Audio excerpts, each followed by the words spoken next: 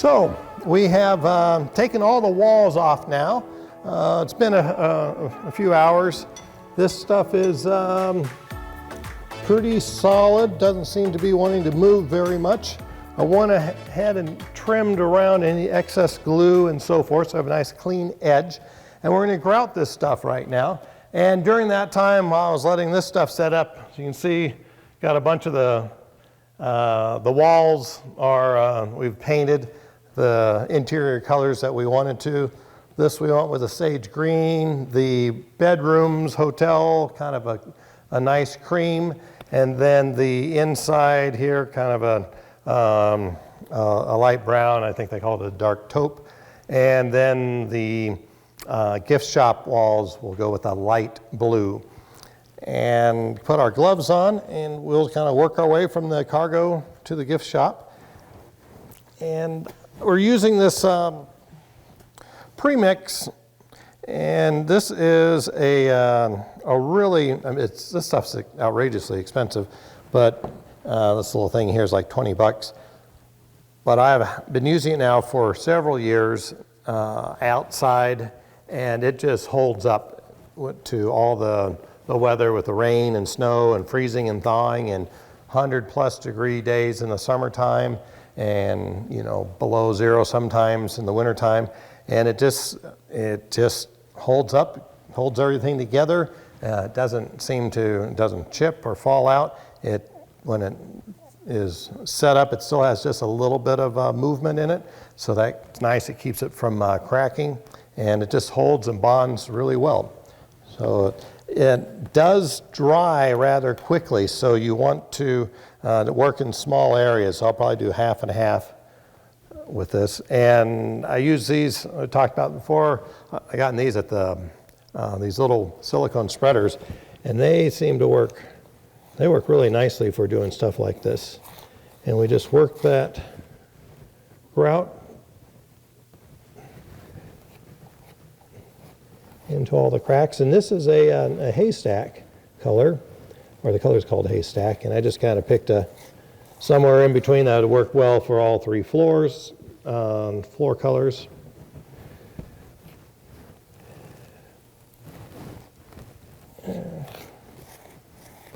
Yeah, it was nice. While I was in here working, one of the neighbors stopped by and said hi, and said that they'd been watching us on the YouTube channel. By the way, if you like this, please subscribe to our channel. It kind of makes it worthwhile to do all this work and film and so forth. Lets us know that people are out there watching and like what we're doing. You can see this is already setting up pretty quickly. Scrape off the rest of this. Put that in there. Drop that in the water. Set the lid on that. This one has kind of a little bit of a scrub side, and I use that first, and then the smooth side to finish it off.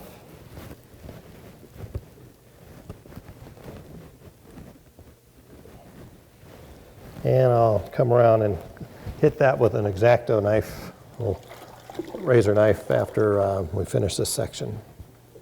So I'll do this next part. This whole region where this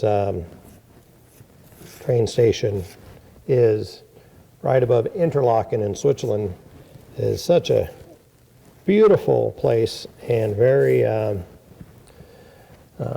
centrally located in Switzerland. And the little village of Wengen, which is one of our favorite spots, looks out onto the valley below, and it's places like almost like Yosemite on steroids. It has the glaciers and big U-shaped valley, and you can look down and all these waterfalls coming into the valley. And this area also, for those of you who like to ski, hosts the longest World Cup downhill. And we got to ski that this last winter with one of our groups, with one of the gentlemen that had raced it multiple times and had really knew the course, so that was a lot of fun. All right. Take a little microfiber cloth here. Wipe that. Oh, make sure we have a nice. That looks like a great floor. Perfect. Turned out nice. So now we'll move on to the restaurant floor. I'm going to go dump this out so we have fresh water for this next one. Be right back. All right, let's do this floor. Said go ahead and work in small areas as this stuff sets up quickly. I've tried some wood floors on the first floor of some of my buildings, and some of them have held up really well. Others, a little bit of moisture has gotten in over the years and kind of warped the wood floor a little bit. So that's why I kind of go back to the tile on the first floor.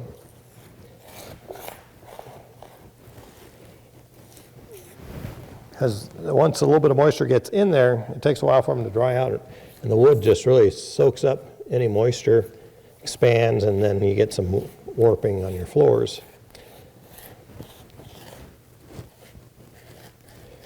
So I've had great success with tile, both inside the building and just outside, holding up extremely well using these compound grout and like mortar to set it with. The pre-mix ones seem to hold up really well. They are more expensive, but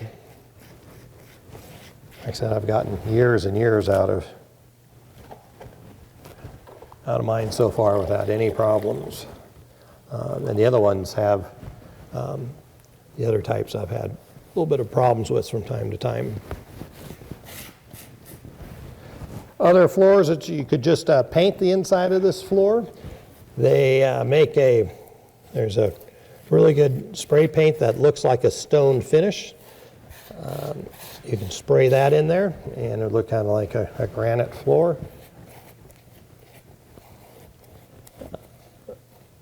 But on all these buildings, I try and use, real products that are made for indoor, outdoor, weatherproof, UV, stable, so that you get years of enjoyment. And all these buildings I make now, they are outside year-round and virtually zero maintenance on them. We might, obviously we clean them a little bit, and on the wood stuff, we'll put some clear, waterproof sealers on them twice a year, once in the spring and once in the fall on any of the wood. But we just paint that on, and it only takes a few minutes. And that seems to have buildings out there now that are 10 years old, and other than the wood coloring nicely, they still look and are as good a shape as the first day we put them out there. I like building these buildings. Don't necessarily like having to repair and replace buildings all the time. I like to spend time growing my railroad and less time on maintenance. So I spend a little bit more time and money and effort in building these, so that in mind that they're going to be outside for years and years and really not need any attention except for just a minor cleaning a couple times a year. And that leaves me more time for running trains or building more buildings. And hitting this with a little microfiber cloth or some cheesecloth as the final wipe down really gets the last bit of that film off and gives you a nice finish. Okay, well, we got these glued down and grounded, and we'll let this set up overnight. And then tomorrow, we will finish painting up these walls and start reassembling the building. So we'll see you in the morning. Hello and welcome back. What we've been working on is painting we spent the last day painting the interior walls of the building and finishing off the tile. The tile in this train station actually just turned out absolutely spectacular. It has a nice finish, it really pops. We have the gift shop tile, the restaurant tile, and the cargo area.